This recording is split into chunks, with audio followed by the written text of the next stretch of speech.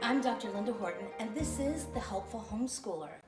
I wanted to give a really quick video today. I want to do it on achievement testing. Now, there are a lot of you that aren't sure if you should achievement test. It's an end of the year testing. We call them achievement tests. There's SATs when you're in high school to go to college. Those are Stanford achievement testing.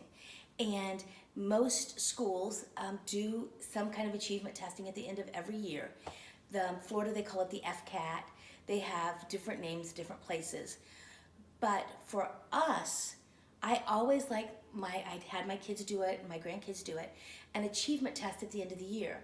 And I am not getting paid by these people, so please do not think this is a paid advertisement. But I thought this was really cool, and I just wanted to give you any information that I can that I think will help you. Now, Seton testing. We're going to put the information at the end of this video.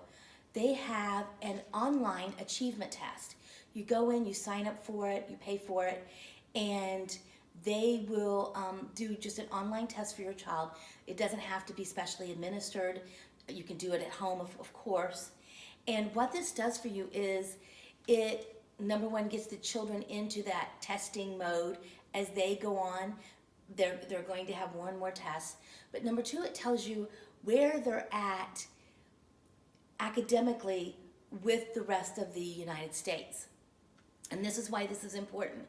I know a lot of people don't want to push their kids in an achievement in education. They don't want to push too hard. But when you have a child that has really big goals, you want them to be on task for those goals. And a lot of times we're doing curriculum that is maybe too easy, or maybe we're doing curriculum that's too hard.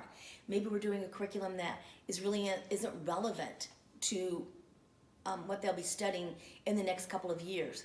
So I love achievement tests because I believe they tell us as parents what kind of curriculum is working and what kind of curriculum isn't. Now, with these achievement tests, you cannot share the scores with your kids. You can share the scores with your kids. It doesn't matter. There are achievement tests that you can rent from them that you can do a pen and paper. And I like pen and paper. There are certain ones you can do just as a parent. There are certain ones that you need a degree, bachelor or above, to do. Go online, look at their website, see what you can do. I find that this is my best resource for achievement testing. I use it for our school, and I really like it. It's really inexpensive compared to some of the other testing. They're very quick. Their customer service is very good, and I'm not discounting any others, just so you know. But I've used them over and over in different schools that I have, and I really like their product. But when I found out this year that they had a computer test, I wanted to share it with you. It's something that you might want to do with your children. Again, it seems pretty straightforward. Let me know if you do it. And it's a good thing to know. Don't be scared of end-of-year achievement testing. Don't let your kids be scared of it. Make it fun. Make it something that's memorable for them. You can always chuck the results if you don't like them. Really. That's between you and God. But when I do achievement testing and say somebody's really super low on math, I sit down with them and say, change your math curriculum. Your math curriculum is wrong. I don't say your teaching is not on point, because I don't know what their teaching is like, but I know what the testing scores are telling me. Now, I know there are some children that do not test well, but those children are going to have low scores in everything. So, check this out. Check out their website. See what you think about it. I'm not telling you to do it. I just wanted to come give you guys a shout out. It's the end of the year. It's always good when we get these results and your kids test really, really high. You're like, oh yeah, I knew that all along. But there's always going to be something that they can do better. And I'm telling you, look at your curriculum. When you come and your child is, let's say their punctuation was lousy. They had 10 and they only got 1. So ask yourself, take some ownership. Say, Did the curriculum I use, did it really punctuate the punctuation? No, you ask yourself, did it really do them a service in the punctuation? If it didn't, change your curriculum. Or if you really like your curriculum, add some extra material on punctuation, capitalization, whatever they need. I love testing because, again, I think it gives us a really clear view of where our curriculum is and how it is servicing our children. Now, in saying that, they have a couple of tests that have science and social studies in it. It's very random questions. Know that going in.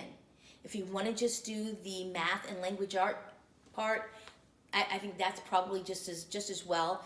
If you can't find one that just has the math and language arts, you have to do some science and some social studies.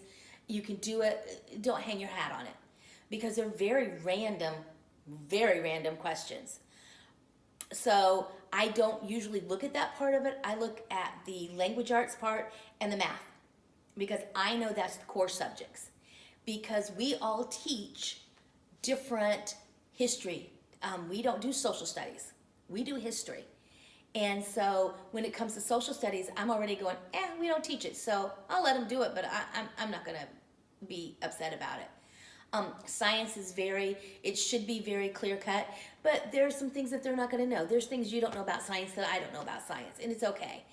But do look at this testing site, see what you can do. I think, I want to say it's like $29 for the individual test, and that is the test, and that's them scoring it for you and giving you the results, not only your child's results, but telling you how they did on a national average. It's well worth the money to me to know if we're keeping up, if we need to step it up. It just gives you a really good picture of your homeschool year. Now, it will not give you a picture of how you did spiritually. It will not give you a picture of how you did, in unifying your family. It will not give you a picture of how much fun you had. You already know that. That's your memories. That's their spiritual growth. But it's going to be academics. And whether we admit it or not, when we homeschool, academics it's why we do it. We do it, I take that back. We do it because we want our children to be raised right. We want them to be given those advantages that the public school does not give them, and private schools, quite frankly, don't give them. However, academics are important. You're sending your child into a world where they need to know how to balance a checkbook. They need to know how to add and subtract and how to do percentages. You cannot raise a daughter without knowing percentages. How is she going to know what a good sale looks like? Right? Now, she doesn't need algebra if she's not going to go into a field that needs algebra. But she does need to know how to shop. Right? Okay. Listen, check this site out. Let me know what you think. I am not saying use it exclusively. I'm just saying peruse it, see what you think. I know, again, the end of year is the time for achievement testing. You can also, they do a fall testing, if I'm not mistaken, which means you can test at the beginning of the year, and then you can test again at the end of the year if you like. It's whatever you want. Let me know what you think. Listen, remember, homeschooling is not a sprint. It's a marathon. And we do it together as a family. Bye.